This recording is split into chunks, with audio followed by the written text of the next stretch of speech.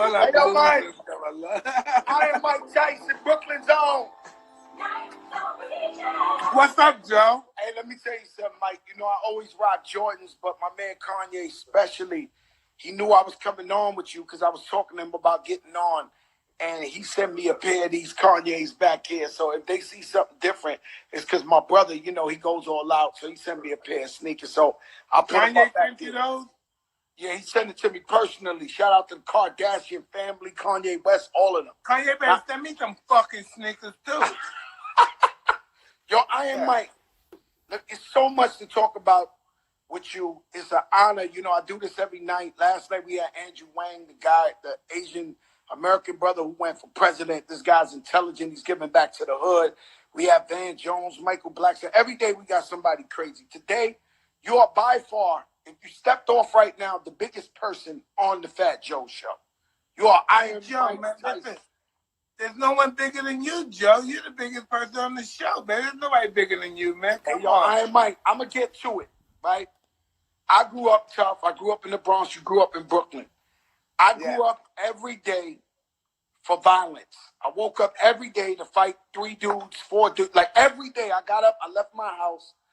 My poor mother and father, they worked hard. They didn't know that I went outside for the smoke.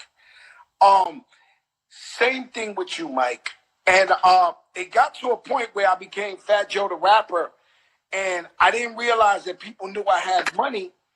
So they were trying me, and I was knocking everybody out, but it was like 20 lawsuits in a row. I figured out, yo, are they really trying me, or am I the lick? Am I the guy they just fronting on? So you're the sucker, Joe. Yes, Joe, you're the sucker. Yeah. Hey, Mike, every week growing up, I heard Mike Tyson knocked this one out in Brooklyn. Mike Tyson knocked that one out in Brooklyn. Oh, but they never told you what I had to pay these guys, did they? No, I knew. After I was like, damn, somebody needs to tell Mike, yo, Mike, they were setting you up to get knocked out to get a check. Yes or no? There's no doubt about it. There's no doubt about it. I was just so caught up. I gave them the money. I was crazy when I was champ. I wasn't ready for that. It was too much for me. Hey, Mike, let me tell you something. So they would say, because I don't think you're the most intimidating. Without a weapon, without a gun, you were by far the most intimidating, the most feared human being on earth. You really think so, Joe? Get out of here. I think I'm a wuss and stuff, man. Some of these guys. Yo, Mike, let me tell you, yo, Mike, I thought about fighting you a lot of times. And I love you. Why you gonna fight me, No, Joe? Mike, and I love you. I worship you. And I said, yo, what if Mike Tyson ever fronts on me and I'm going to have to fight the guy, but I know he's knocking me out cold. Like, there is no, you know, how many guys started with you that knew, yo, they get knocked out? Yeah, it's absolutely true, Joe. But listen, I knocked out somebody. Listen, Joe, this is what I realized. I realized these guys were in partnership with me. These guys are nobody. These guys never had a job in their life. The next thing you know, they got $3 million, $5 million. They're bums. They're nobody, Joe. Their mothers don't even love them. And these guys are millionaires just because I had the ego and I had to knock them out in front of everybody. Yo, I am Mike, man. Let me tell you something. I got so much to talk to you about. I'm going to tell you a real quick story what happened to me. And, you know, in the record Lean Back, I said even Roy Jones was forced to lean back. And that was because Roy Jones had got knocked out. But I'm not going to lie to you, Iron Mike. You know where I come from the streets, and you know I'm respected like that. Your man, Roy Jones, really pulled up on me in the club, and he was going to hook off on me. Like, he literally came looking for me to ask me what's up with me dissing him in the fight. And I was like, holy Christ, this man... You know, Roy Jones ain't no punk, man. He came to see Fat Joe. I had 100 guys with me, Mike. No, but he didn't understand he was about to die. That's what they don't understand sometimes. No, really, that's the real deal, Joe. That's the real deal. We get caught up. We really believe our news clipping, that we're invincible and that we're the greatest fighters that ever lived. You know? And we don't know that a bat could put that in check. Forget a gun. A bat could put that in check. No, let me tell you something. I had 100 guys. I had 100 bad guys with me that night too, Mike. And oh, and they can't wait to get a hold of them either. Hey, yo, listen, man. Let me tell you something. Hey, Mike, I gotta give him respect for that, but it was foolish because I had 100 guys with me. Like, it wasn't going to end nice, you know? And let me tell you something, man. I don't know if you remember. I tell this story all the time. Do you remember the time? I'm doing Fat Joe right now. Hello? Do you remember the time, Mike, where I was at the tunnel with Big Pun, and we was about to fight some bouncers at 2 in the morning, and we turned around, Yeah, they're just and gonna chat. it was you standing behind us at 2 in the morning, and you was like, "That's right, Pun, right, Joe? Fuck these niggas. Let's fuck them up." Well, yes, I was a different kind of person back then. And yo, Mike, you had the kufi on. You were straight from jail, and you saved our lives. You wind up chasing the bouncer. Yeah. Yo, Mike, the bouncer was 7 foot tall. You wound up chasing him around the car in the tunnel in socks. You took the loafers off, and you chased the motherfucker ready to fuck him up. You know, Joe, I've done a lot of ridiculous things. That's something that I'm so happy that I didn't run into a guy like you with 100 guys back then. Now, we love you, man. I mean, isn't that crazy, Joe, how that stuff looks fly now? But imagine if I ran into a guy like you with 100 guys. We wouldn't be having this story. Yeah, we wouldn't, but like you said, life is life. You told me something earlier. You said, yo, Joe, what do you say, Mike? You say life is being life, and we just in life. You were saying some shit. Life on life terms, and we just living, man. Life on life terms, and we living. That shit is a quotable. That's the quotable of the day. We don't even know who we are. We don't know how we got here. We just have to enjoy it, man. I got to tell you, the first time I seen Iron Mike Tyson, I seen you on 125th and Dapper Dan. And I was still young, fat Spanish kid. I was hustling already in the streets. But I remember your neck being so big. I seen you, and I was like, yo, his neck is so big. This guy's so strong. I mean, you and Dap got so much history, man. It like, tell me what it was like, you being Iron Mike Tyson, the king of Earth from Brooklyn, going to Dapper Dan to go get those fly Gucci, Louis Vuitton. Listen, you know what was so fly about that, Joe? I would stay up there because I would go up there early in the morning. I would stay up there till nighttime, right? And I would see all the players from all over the country, Delaware, Philadelphia, everywhere, coming, all the dope dealers, all the hitmen, everybody come there to get their clothes. And that's how I got to know all those guys from all over the country. Cleveland, Philadelphia, Detroit, everybody. I saw to meet all of them. And I started going to their towns and meeting them. That's how I got close with everybody. Yo, let me tell you something, man. Dapper Dan, I've been going to Dap since I was maybe around 14 years old. Shout out to my man Gerard X Chubby Love. He introduced me to Dap. So I'm in Harlem, I'm hustling, and I see my man Chubby Love. This guy was already around 500, 600 pounds, and he had to fly Louis Vuitton shit on. And I was like, yo, my man, like, where you get that shit at? And he said, yo, that's Dapper Dan. And he brought me down to Dap. I was only like 14, and I went and got some Gucci shit, some Louis shit. And he knew how to dress you. And when I was in there, I ain't gonna lie to you, it wasn't no rap niggas. It was drug dealers. It was that's all it was in there. That's all it was in there. It was the most dangerous niggas on earth in Dapper Dan. Yeah, exactly. And to this day, when I see Dap, and I'm glad that his life has changed and he's celebrated now. And I love stories. And he looks so good. Dap looks so good, man. Dap is so important for the culture, man. I'm going to skip, right? I'm going to skip. No, matter of fact, I'm going to stay right there. Because I used to be in the street on 132nd and Park Avenue. And I used to see this guy all the fucking time. And the nigga would ride his bike. Mitch Green with his fucking Jerry curls. No, listen. Yo, Mike, this nigga, I knew Mitch Green, okay? Like Mitch Green. What was that like? Oh, yo, we was like, yo, my man, if you don't get the fuck up out of here. This is, yo, Mike, this is before he even fought you. He was like, yo, I'm a boxer. I'm going to fight Mike Tyson. We like, yo, nigga, get the fuck out of here. He had a 40 ounce on a little 10-speed bike and shit. We be like, yo, man, Mike Tyson going to fuck you up, my nigga. And then the guy fought you. Listen, he rolled up on me on a bike one day. He had a bike and he rolled up on me on a bike. I said, what the fuck he can? A bike? What, a bike? This guy's you're a professional fighter. You roll up on me on a 10 speed? Yo, nah, but this nigga was like a crackhead professional. I think he smoked crack before he fought you. That's the only reason. Oh, he had to listen. No, it wasn't crack. It's that other stuff. What is that stuff? Angel dust. He smokes angel dust. Yeah, he was on that dust because they used to sell the dust out there. They used to sell that Purple Rain out there in Park Ave back in the days. And he kept hitting his head against the floor and kept getting up. I said, why did he keep getting? He was getting hit with clean shots, but he kept getting. I'm talking about the street fight. And I'm saying, damn.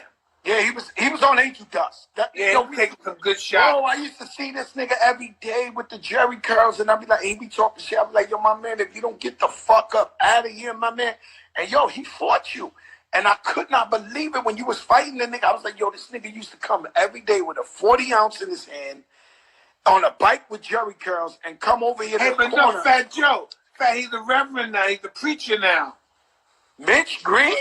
Yes, he's a preacher. He's seen the Lord, brother. God bless my brother. Absolutely. Yo. Man, God bless. God bless Mitch Green. Let me tell you something. I'm going to take you two places right here, right, Mike? One time, rest in peace, Von Zip.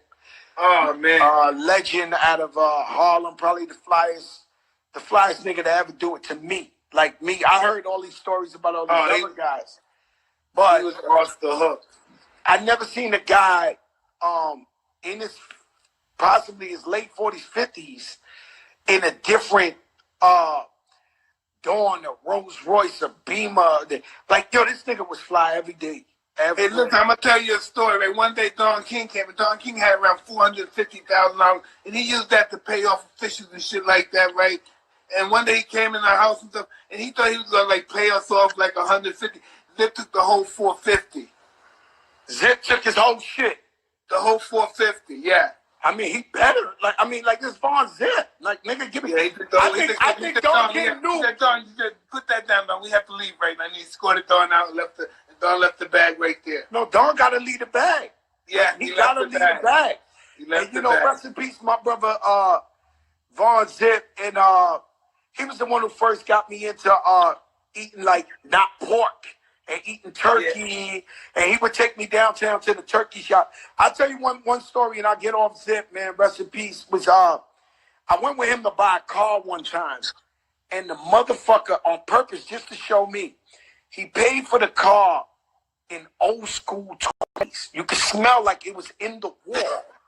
Like, yo, Tyson, the shit was, it smelled like it was in the wall or buried in the backyard. On purpose, just to front on me. He was like, yo, Joe, let's go buy this car. And he paid for the shit in like 1970 money or 1980 money. And on purpose, I knew he was fronting on me. I knew I was just like... Zip like to shit on people. He like to show people how much money he had. That's what I loved about it. But he's always willing to share it, though. Always, man. I love Zip, man. My family, we miss him. I'm going to tell you about how generous you are, Mike. And I think sometimes, I don't know if you look back at those times and you think you're crazy, but I remember one time I called Zip. And I said, Zip, I need Iron Mike's number. And he was like, all right, no problem, Joe. So Zip gave me your number. I was in Central Park driving through. And I had that record, y'all wanna live my lifestyle. Never seen a brick, never seen a crack house. So I was calling you because I wanted to shoot the video, and I just wanted you to stand next to me like I am Mike Tyson. Yeah, and when I called you, you picked up the phone, and you was like, yo, what's up, my brother Joe? And I was like, yo, and before I could talk, you told me, yo, Joe, do you need $1 million? How much money you need, Joe? What do you need? And I was taken back from that because I was like, man, this man just offered me $1 million, and I don't want nothing. I want him to be in my video. But at that point, I said, damn, man, this guy giving everybody a bunch of money. I mean, Joe, people gave it to me. They gave me the opportunity to get it. So what am I supposed to do with it? Yo, but Mike, I just called you out of clear blue sky, like on a Sunday. No, but, was like, but back then, everybody needed money, and I had the money, so I understood that. Yo, Mike, man, you're a beautiful soul, bro. I mean, I could tell you firsthand. Hey, listen, man, I've been called worse, but thank you. I appreciate that. Oh, no. We love you. I'm going to skip all the way up and come back, but I'm going to tell you a story, right? And Fat Joe, I go to funerals all the time, and I go whatever. And I don't cry, Mike. I'm the real deal. And The night that you lost to Evander Holyfield, I was in a house full of niggas, man. I went in that bathroom and I cried like a baby, Mike. I cried like a baby. When you lost to Evander Holyfield, I went in the bathroom. I was like, I just felt like the whole hood, we took an L. When I know fighting, somebody got to win, somebody got to lose. But I really went to the bathroom and cried. I was hurt, man. No, but Joe, this fight is not about somebody have to win and somebody have to lose. Fighting is about winning in both circumstances. Winning and losing, you both win. You learn from losing, and maybe you enhance yourself by winning. But losing is the greatest teacher of all. Yeah, it is. It's the lesson. It's the lesson. You never lose. Absolutely. It's a lesson. You know, human beings, Joe, human beings are not made to be humble. They have to be humbled. I'm going to sit back and I'm going to let you answer this, right? You from Brooklyn, and Biggie and Tupac got this humongous beef going on, but you were so tight with Pac. Tell me how you became tight with Pac, and how was that relationship? Was it ever awkward because Zip was so close with Puff and Biggie? Like, yeah, right. Wasn't it? That was really weird. I never looked at it like that. I just never thought about it like that. I just knew if I was with Tupac and Tupac was with me, he wasn't getting no drama. I just knew that. I'm talking about if he was personally hanging out like we are personally, and people were coming, he's not getting no smoke. Oh, no smoke. Yeah. I mean, Tupac, every time I saw him, he was in drama. Every time I met him a bunch of times. Yeah, no, exactly. That's why I said, hey, listen, man. When I used to talk to him when I was in prison, I said, listen, man, it looks like you're going to be coming in while I'm going out. And that's what happened. He was just, I couldn't believe he was that wild. No, that motherfucker was ahead of his time. He was wild. The way I met him, I was in a rap cypher in Atlanta with Wu-Tang and a bunch of artists that came around that time. And a nigga walked up with a red bandana with 2 guns out. And I didn't know, none of us knew what it was. And he was like, yo, what's up, crack? And I was like, looking at him, I was like, all right, what's up? Who you? And then when he pulled his shit down, it was Tupac. And that's how I met him. And I just seen him. Every time I saw him, he was into some shit, fucking some niggas up, doing some crazy shit. And the night, yo, the reception is getting bad. So is it my quality? I want to take it to the night. Yeah, your reception is getting a little bad.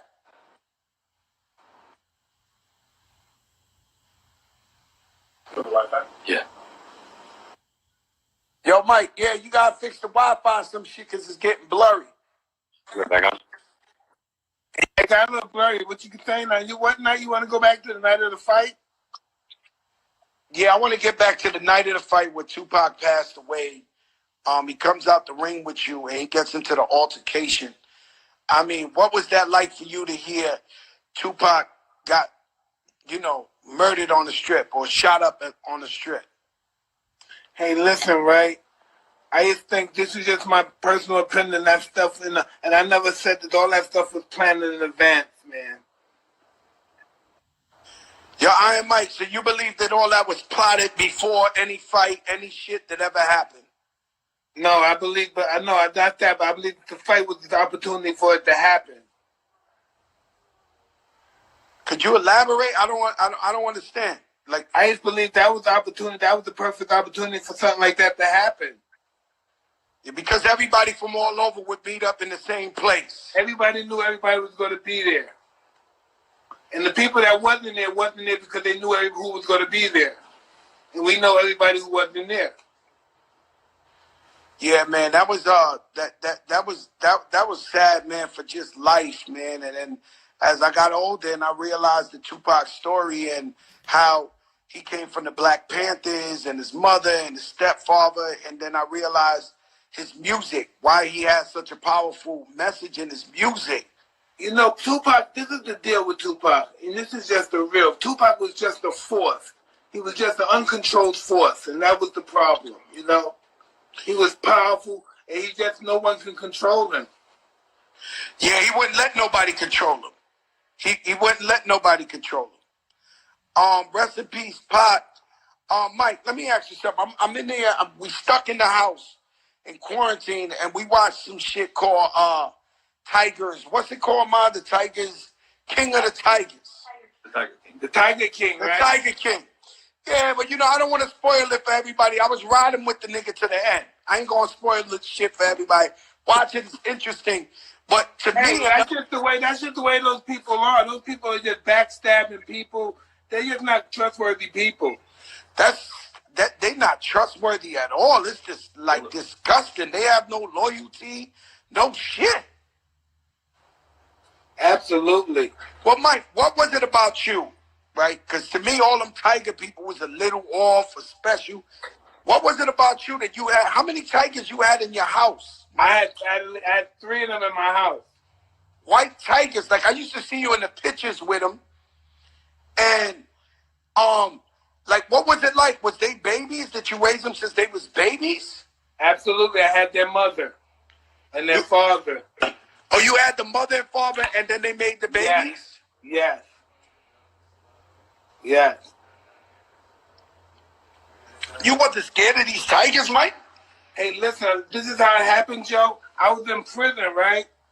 And I was talking to one of my friends who I bought exotic cars from, and he was saying that one of my friends that he knew owed him some money. And he said, if he doesn't pay me any money, I'm going to take some of these cars and trade them in for some animals. I said, what kind of animals? He said, horses and stuff. And he said, Mike, they have some nice tigers and lions, too. If you got one of those, that would be so cool. A Ferrari. I said, yeah, that would be true. I said, why don't you order me a couple when I get out? So I'll be getting out in a couple of months. I was in prison. And so when I got out, I came home, I had 2 cubs. Yo, that's fucking crazy, Mike. Like you had tigers in your house, and then they was fully grown by the time you had. So, yeah. Yo, Mike, there's a rumor that one of them jumped over the shit and bit the neighbor's arm off or some shit. No, Joe, that's not what happened. Tell me what happened, Mike. Somebody jumped over my fence where the tiger was and jumped in the inhabitant and started playing with the tiger, and the tiger didn't know the lady, so it was a bad accident. Oh, so she jumped over the gate. Yeah, she jumped in the property where the tiger was at. Let me ask you a question. They sued you for that shit? Well, they tried to until they found out that she jumped over the fence and then she trespassed with the tiger. And listen, when I saw what the tiger did to her hand, I had a lot of money back then, so I gave her $250,000, whatever it was, because she was just fucked up, Joe. Yeah, that motherfucker took her arm off, huh? Oh, Joe, you can't believe what they can do to a person's flesh. I had no idea. No, I know, because out in Dubai, my little man, Rashid Ben Hassan, his house is a zoo. So, like, when they eat dinner, you look this way, it's tigers, you look this way, it's lions, it's insane. They own a zoo, and so many animals there, him and his father and them, and they put me in with a tiger, and the motherfucker, he's so big, but he's so quick. And listen, incredibly quick for something that's 500 pounds, 600 pounds.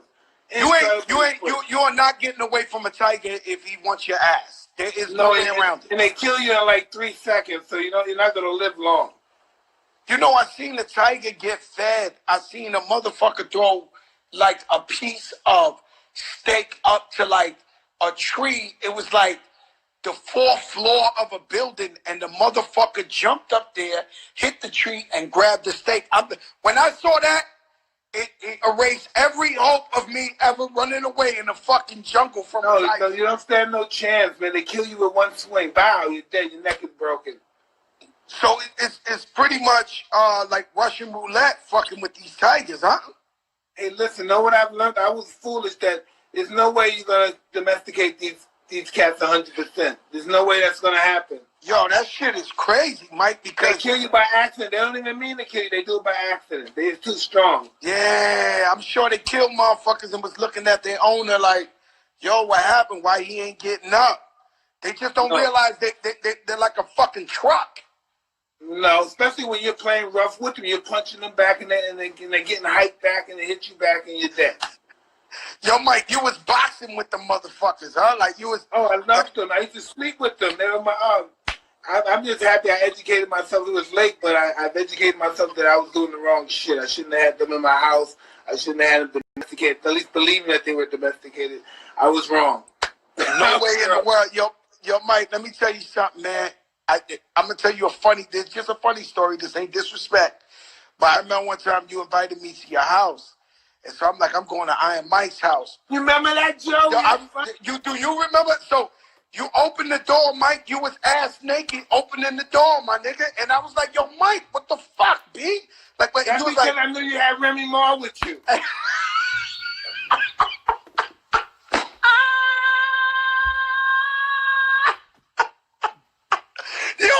I knew you had Remy with you. She wasn't married back then. So and neither was I. Hey, yo, Mike, you opened the door ass naked. I'm like, yo, Champ, man. Come on, Champ, with that shit. You said, no, Joe. I wanted Remy to see what I was made of back then. Oh, my God. Yo, Iron Mike, let me tell you something. Hold up, yo, Remy. Hey, I'm only playing. I wasn't married. I know you're playing. I know, but yo, Mike, let me tell you something.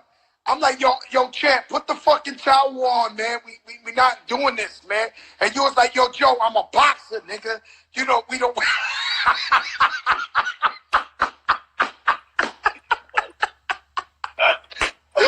Oh, man. Yo, and let me tell you, you wasn't married, but I'm gonna tell you some shit. You gave me a tour of the house. Every fucking room had a chick in the jacuzzi and another thing. Yo, I could not believe this shit, Mike. Like, every room we went to, I was like, oh my God, this is... Hey, yo, Mike, every fucking room. I'm like, Jesus Christ. I was young at one time, Joe. At one time, I was young, Joe. I was young. Oh, yo, Iron Mike, yo, I could not believe the shit. And I remember you said, could I go there or leave this story alone? Hey, I'm a little nervous now. Fuck it then. Fuck it, I ain't going there. They heard enough. Hey, yo, Mike, they heard enough. Fuck it, man. Fuck it, man. I love you, Joe. Hey, yo, Mike, you crazy. Let me tell you something. Two nights ago, I had Amber Rose on the Fat Joe show. Oh, man. They won't let her be on my show, man. Why don't they let people like that on my show? I get mystics, I get politicians, I get superstars, I get billionaires. I don't get no chicks. No, I'm going to set it up. I know her well. Thank you very much, Joe. No, I got you. You know you my brother. Me and I'm a pretty cool and stuff, but she never wanted to be on. I never had that. No, I set it up. I got the hookup. But check this shit out, yo, Mike. She was on here, you know, she just got tattoos on her face and shit. And I was like, yo, Amber, what the fuck? You got tattoos on your... This girl, one of the most beautiful girls in the world. And then it led me to think, you the first motherfucker I know in the hood with a tattoo on your face. And I'm saying... Well, Joe, I'm the first real unadulterated savage you really ever met. You know, you just don't know that yet. No, I know that. You know, really. No, Mike. I know. I'm not confused, Mike. So I think our face is like our tattoo. I think we're all tribal, and I think that's our instinctive, ancient instincts to tattoo our face and our bodies. So you said to yourself, you just woke up one day and said, "Fuck it, I'm gonna get a tattoo on my face." Exactly, 100%. That's it. You just said, "Yo, let me go get a tattoo. I don't give a fuck." No, I did it from a spiritual perspective.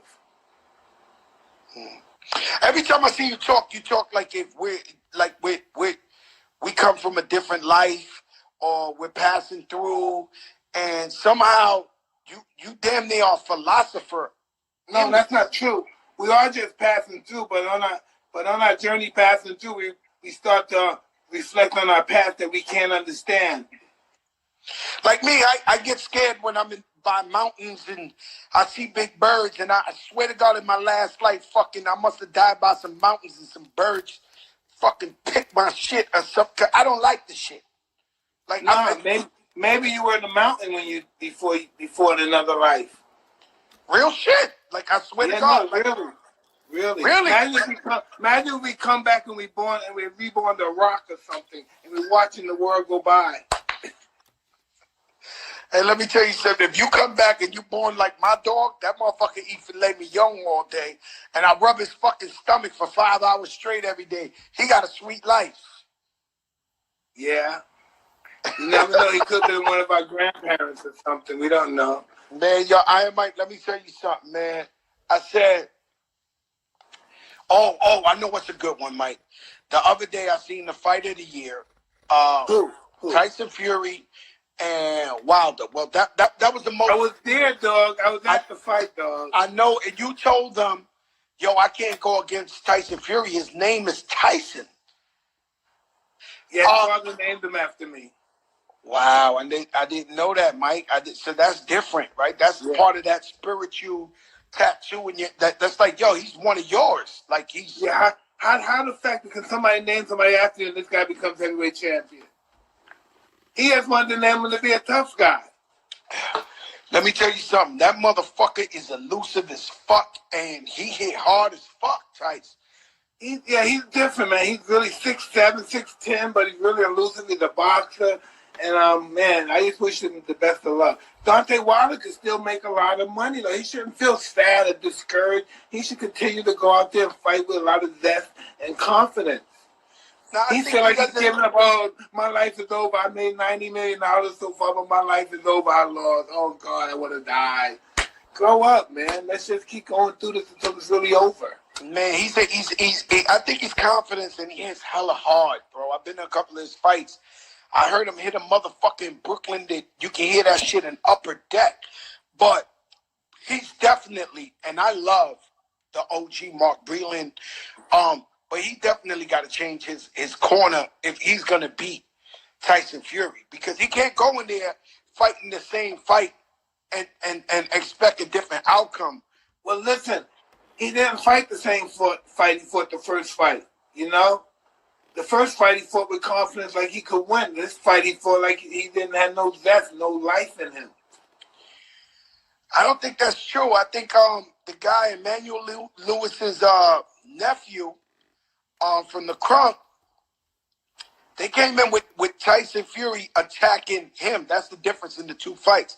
But the shit is, before we knew, maybe you knew as a boxer, but me as just a spectator, before the public knew that Wilder was hurt, the little dude, Emmanuel Lewis' nephew, told him, yo, he know what's up. He said, you keep tagging that nigga, he gonna go down. He know what's up. This was like 2 rounds before Wilder went down. Homeboy was like, yo, he knew, Fury's tagging this dude so hard, he gonna go down. Like, he knew it. I just don't think he was the same fight after the first fight. The first fight, he couldn't rise to that occasion again. So then you think he ain't got a chance with Fury? No, it's always a chance. I never think everyone's always has a chance. It depends on how much they want to give into it. If he want to dedicate his life to really winning this fight, anything can happen. Man, let me tell you something. One thing I've always thought about, right? When you went to prison, right? Be honest. Was motherfuckers scared of you? Like, be honest. Hey, No. Yo, Mike, I don't want a political answer. I want the real deal, Joe Crack, Mike Tyson. When you walked in jail, were motherfuckers scared of you? Hey, listen, I treated everybody the way I wanted them to treat me. And that's just how it was. But they were scared of you. Nobody wanted to go head up with you. No, they weren't scared of me because, listen, when those guys, when you go to prison, right, and this is because I've never been to adult prison after I became famous, became champion. So I've been juvenile, Rikers. I've been to Sparford and upstate New York and all that stuff. I've never been to Rikers Island to adult. So when I went to adult prison, then I realized something different. When you're in prison now, right, today, if I go to prison right now, anybody go to prison right now, one guy goes to prison right now, and you got to beef with one guy, you're not fighting this one guy. You know that's right? A fact. And they got knives, and they got one guy. So yes, I wouldn't have a chance if I got into a beef with somebody. So it all came down to respect. Yeah, I mean, this guy, Big Fendi, fabulous manager, keeps hitting me every 10 seconds, telling me to tell you, what's up? I am Mike Tyson. Yeah, listen, I used to live in the same building in the 70s. Big Fendi? Yeah, what do you mean Big Fendi? I knew Big Fendi when he was in his mother's belly. I mean, that's what I'm saying. No, I know his mother, Brenda. What do you mean Big Fendi? I know Little Eric. You know Little Eric. Eric B is on the check-in. Eric B is hitting you up right now. B Will from Cypress Hill. Everybody loves you. Everybody's checking in. Yo, Iron Mike, let me Yeah, tell you listen, something. you know, Finley. I say Finley. I've known Finley. He's the oldest person I've known in my life that's still alive. For real? Yeah. That's crazy, bro. Cause I know Finley. I think of him every day. I think about him. Just Wow. because of that. Forget of what he's doing now. Just because I knew him when he was a little snotty nose little baby. I knew him like this. You know, that's how Melly Mel and Mr. Ness and all them know me. They know me as Little Angel, not Fat Joe. To this day, when they see me, they call me Little Angel. I know they're so proud of you too. They must be so proud. Oh no, they proud of me. But yo, Mike, you know how I give it up to you. I grab Melly Mel in the corner and I tell him how much I love him every second. When I'm at a party with Melly Mel and the OGs, I'm in their ear like, yo, I fucking love you. I fucking worship you. You're the greatest. You know, when I was a kid, I tell them all, I give it up. I give it up. Eric B, same thing. Cypress Hills is in the check and be real. I mean, to be honest with you, as a rap guy, being a Latino coming up in the game, they were the only guys I really rated on that level. Besides Tito from the Fearless Four, but you know, Cypress Hills, they the guys. You know, like I really, you know, we modeled ourselves after them. Do you remember the Latin quarters? You don't remember Latin quarters in '85? Bro, I remember the Latin quarters. I remember Roxy. I remember all that shit. I was actually too little. Let me tell you something. When I got cut in my neck, I was in Studio 54. I was 14. I don't know how they let me in that shit. And I had Mad Jury on, Dapper Dan shit. And it was like 30 niggas. And they want to rob me. But, you know, I'm crazy. But I didn't know nobody in there. So I wound up fighting like 30 motherfuckers. They never got the jury. But they cut my whole neck open. But, you know, thinking about now, my daughter's 13. I was like, what the fuck I was doing 14 years old in grown men fucking clubs and shit. That's what we did, Joe. Joe, that's what we did. That's what we did, Joe. Joe, listen, one day when my mother saw me fighting this man, can't understand why I was fighting this grown man. I was 10 years old, and I'm fighting the guy like 21. She understand why. And I'm saying, Ma, he didn't pay me my money when I hit my number. She didn't understand what the fuck I was talking about. Yeah, you gave him $1 and you wanted your $800 for the bolita, nigga. Like, yo, you need your money. I hit a number. He said, I'm not paying you, and I was fighting him over that. Can you know, my whole life, Mike, was built off courage. And while you telling me this, we gonna go into some shit. I remember, I left my mother's house when I was 14, and I was hustling in the street. And I had a girl live next to me. Her name was Little Maria. She was like my sister. She was going out with this dude. He was a killer. I'll tell him. His name was Monkey Face. I'll just leave it at that. And he was way older than me. And, you know, them niggas had cars, all type of shit. They was killing everything. They was from Southern Boulevard. And one day, he heard I was hustling, and the nigga said, yo, give me a pack. I'll move it for you. It was like $500. So I gave it to him. He comes back like a couple of days later, and I'm like, yo, Monkey, what's up? And he was like, he come out the building. I'm like, yo, Monkey, what's up? I was like, yo, Monkey, you got my money? He said, your money? Nigga, you dead on that fucking money. You crazy, nigga? And I'm like, I'm a kid. I'm a baby, Mike. I'm 14. He was like, yo, you dead on that shit, nigga. You ain't getting that money back. So then he's walking away down the block. He's getting smaller and smaller, Mike. And I'm just telling myself, man, you pussy, man. You's a punk, nigga. Like, so the motherfucker like a block away. I'm like, yo, Monkey. He turns around. What the fuck you want, nigga? I run all the way down the block. Man, I punched that nigga in his face so hard, Mike. I fucked that nigga up 14 years old. I was stomping the nigga out. Like, I mean, I think life is all about courage, man. Shout out Mo Landry on the check. Life is about courage. And like you said, there's no failures. God is always preparing us. You know, I used to get beat up every day in junior high school by 20 niggas every day. I know that feeling, Joe. I know that feeling. And it was, I mean, every day. I don't have a picture from Thanksgiving or Christmas without a black eye or a big lip. And I would come outside every day. They would laugh, oh, Joey's going to get beat up again, 3 o'clock. But I would come out and I punch the toughest motherfucker in his face, then get pound the fuck out. You know, but it prepared me to be Joey Crack. You know what I'm saying? You know what I found out about life, Joe? And I found out this about people. When they see you fight back, they help. you don't fight back, they won't help you. That is a fact. That is a fact. That's the rule of life since day one in the hood. I'm not defending nobody that won't defend themselves. Exactly, 100%. And I hope nobody lets me down because I'm like, damn, bro, like you got to defend yourself. You know, some guys, they cowards and they won't defend themselves. And in fact, even I knew a guy named, I'm going to tell you his name too. I haven't seen him in years. His name was Danny Loco. Now, Danny Loco was like a fake Scarface nigga from my hood. He get money and he was well respected, but he had no hands, Mike. He could not fight for nothing.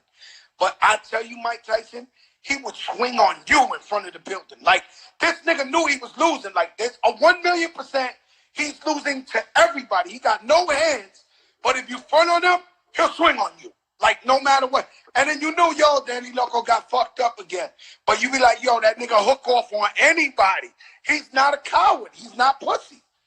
You know what I'm saying? I know a guy like that, too. I know a guy, he'll fight anybody, but he just never win. He'll never win. He'll never win, but he'll punch a nigga in the face and get pounded out. Tough, too. Yeah, I know those guys. And you respect him. You're like, damn, nigga, Danny about to catch an L again. I'll tell you a crazy story, right? One time I was here. You're going back to the real ghetto movies. Hey, Mike, I'm trying to give him the real. When I talk to Mike, you can't help him because your friend's beating him up. Yeah, there's nothing you can do. I know. So, yo, Mike, I tell you this one time, man. Mike, I'm chilling. I'm in Miami. We got big money. We out here stunting one of these weekends. Everybody was out here. I'm Fat Joe already, big TS chain. I got the drop top, the Bentley Azure. We got a couple of them. And I'm drinking, and I don't drink like that. I don't drink like that, but that night I was twisted. So I have an argument with my dudes, and I say, yo, I'm out. And I jump in the whip, and I drive by myself, maybe 3, 4 in the morning, right? And I pull up at a light. And when I pull up at a light, I hear this dude, he's waiting across the street, and the nigga said, man, I should take that nigga's chain. About you? About me. Yo, Mike. So I turn around, and I could be like all these other rap niggas and ignore it and just drive off. But I get up and like, nigga, who the fuck you talking to, nigga? Like, what? He's like, yo, I'm talking to you. I pull a whip over, right? So I wrap up the TS chain, the big shit. I got from Jacob the jeweler, this big shit. Shout out Pristine. Pristine's my jewelers now, but back in the day. So the nigga big. So I'm tipsy. So he walk up to me, and I hit him as hard as I can, Mike, as hard as I can. And the motherfucker laugh at me. And I wake up, and I say, holy shit, Joe, wake up. Fuck this drunk shit. You about to get fucked up, and then nigga gonna take your chain. And so I get it in with the nigga. We getting it in. But luckily for me, the crew ain't let me down, and the cavalry came. And let's just call him Purple Face.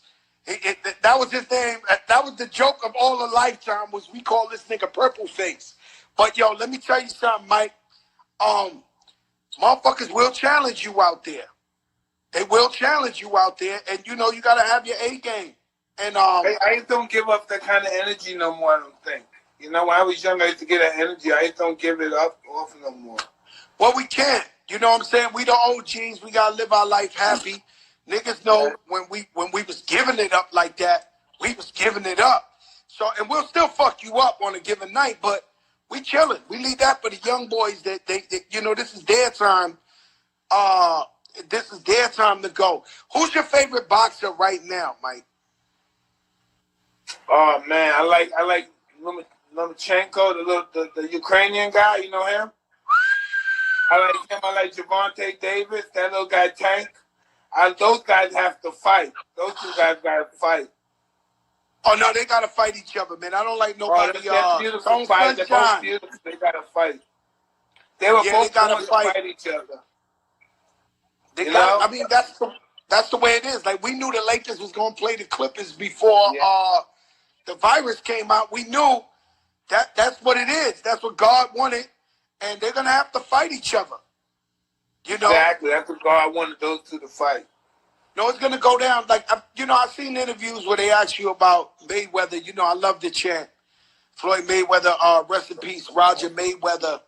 Yes. You you more into like knockout artists, huh? No, not at all. I'm a boxer guy. Ain't that weird? I like the sophisticated fighter boxer. So you like the motherfucker that's elusive, moving. You don't like the knockout. No, what I like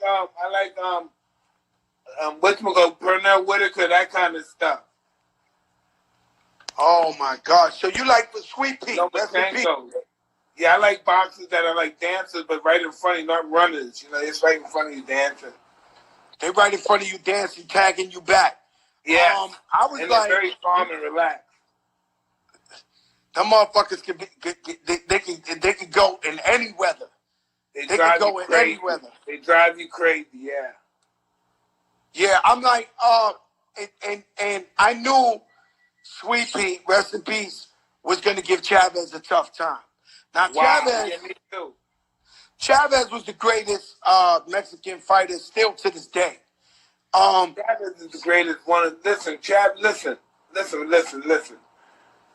is, a lot of people don't want to give him, because this is just the way that the world is. Even Mexican brothers, they don't want to give him the credit. He's one of the greatest fighters ever in the history. Forget a Mexican fighter. That's just making him lower than what he is. He's one of the greatest fighters. Listen, this guy won like 90 fights undefeated. You know, I respect Floyd as the master fighter. Floyd got, 50? This guy got 90 fights before he lost. 90. Listen, you got to, suppose he quit at that, and he got the record. No, listen, Floyd's the great. Floyd don't have no record in that division of the little men. That's the division in the little men. The little men with divisions like that. Him, Sugar Ray Robinson. Sugar Ray Robinson got 177 fights before he lost one. God damn. You know, you want to talk about fighting. Sometimes when I hear people talk about I'm the greatest fighter, and then when I see great fighters from the past, I realize I'm not the greatest fighter. You know, my favorite. There's fighters out there that are humble the greatest, trust me. You are definitely my top two. Me, I loved Muhammad Ali growing up because of what he stood for. Oh, he was incredible. And he was just so beautiful, and he represented the people, and you know, so I was always a Muhammad Ali. You, of course, out of my era, there's nobody like Mike Tyson. I am Mike Tyson, who unfortunately, the stuff that might have gave you hard times or fucked you up in life was the shit we loved you for. I love to go to 125th and see I am Mike Tyson with a fucking wide body Benz out there with his jury on, but he shouldn't have been there. Eric B keeps saying Willie Pep. What a fighter. Oh, listen, these guys humble us when we start mentioning names like that. Yeah, when you see shit like that, and I mean, you know, these guys, you know, these guys are like legends of the game that we gotta really salute these dudes, man, who put in that work. And not afraid to fight anybody. You know, I always respected he was different from us. He wasn't like us, but I always respected Lennox Lewis, his jab. You know what I'm saying? Well, listen, he was a great fight. Listen, I remember in 84, I knew 80, me and Lennox used to spar with each other like from 82 to like 84 when we were kids. He won the World Junior Championship. I won the American version. He won the Canadian version. Then he went to Dominican Republic. I didn't go to the Dominican Republic. So he said that wasn't a great fight. So he said, who's the greatest? That guy from America named Tyson. So he came to America to spar me. Wow. I mean, so y'all had history growing up since you were 15. You were 15, 16, yeah. And I don't like to ask you the same shit every interview asks you, but Cuss the Motto, man. Tell me about Cuss. Hey, it's hard to even articulate. He's a guy. Listen, I met this guy. I didn't know anything about fighting anything. I thought this guy might have been some weird dude. I had no idea. I never knew really a white guy in my life, only from institutions, from being locked up or the court system. And then this guy took me places I never dreamed I can go. Yeah, my brother Eve Rivera, man, who video director. Now he's shooting power. He told me to ask you about Boy George. You remember Boy George on the streets? Yeah, I remember all those guys. I remember him. And man, what was the other guy he was with? What was He the used guy? to be with Ice. He used to be with Ice. What was the Asian guy though? Peter Shue. He was with Peter Shue and You know, all those Peter guys. Shue had all the parties uptown in Harlem and all back that. in the day.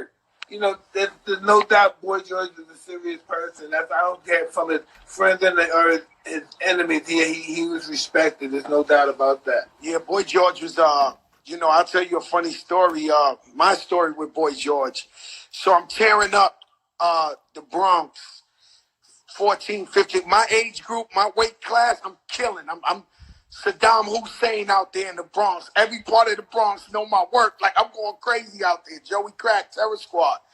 And, you know, that's when I started hustling. And one time I'm on Brook Avenue, and the guy owed me like $100, so I'm chasing him around the car, beating him up. And then, like, 3 days later, so a car pulls up, a truck pulls up, and they see me beating up the guy. The guy pulls out. I don't really see his face. Then I'm in Cortland Ave, another side of the Bronx, and another dude fucked up like $100 or whatever, and I'm pounding him out, right? So then his name was Oogie. I'm sorry, Billy Blanc, I'm saying his name. Fuck it, man. But, you know, so I'm pounding him out. He owes me money. And out of nowhere is at night, there's a dude standing there, and he's like, yo, man, who the fuck is this little fat nigga, man? I'm tired of this nigga. So I look up. It's the same nigga who I seen in the truck. So I'm like, my man, what the fuck is up with you? And he said, nigga, I kill your family. Like, people didn't used to talk like that. So I'm only 14 years old, 15. I'm like, what? He's like, yo, I kill his family. So the guys who I'm chasing grabs me like, no, it's Boy George. It's Boy George. No, like, no, like. Yo, listen, Joe, right? Those guys, for some reason, when Scarface came out, those guys really wanted to live that life. I wanted to live that life. I wanted to live that life. My best friend ever in life, his name is Tony Montana. He's dead. And you know, I would have finished that story, but I remember one time we got his name was Tony Montana, right? So my best friend ever, we used to call him Tony Montana. And I remember one time we got arrested by the cops, 42nd Precinct. And this man sat, they had us like in front of this desk, you know, handcuffed. And this man kicked his feet on top of the detective's desk and told the nigga, I am Tony Montana. You will be working in Alaska in the morning when this, in real life, I said, oh my fucking God. Like, you know, I'm sitting on the side. Oh, we gonna get our ass whipping this motherfucker. And I'm telling this nigga like, yo, is you fucking crazy? Like, yo, you are not Tony Montana from the movie, nigga. This is real life. We gonna get fucked up in this motherfucker by these cops, man. Oh, man. Yo, Iron Mike, I'm gonna let you go, man. I can keep you here forever, my brother.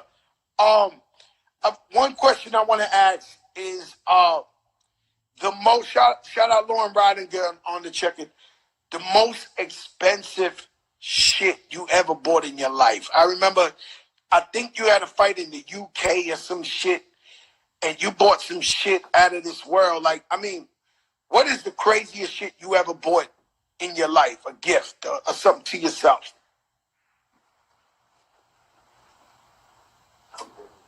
I don't know. I don't know. I buy crazy. Look, I might buy a watch for $4 million, $2 million, something like that. But that's just, I don't know. But I never bought a really gift that, like a great house. I bought a house probably for $3 million or $4 million. But I never bought really like a great house. I just bought ridiculous stuff.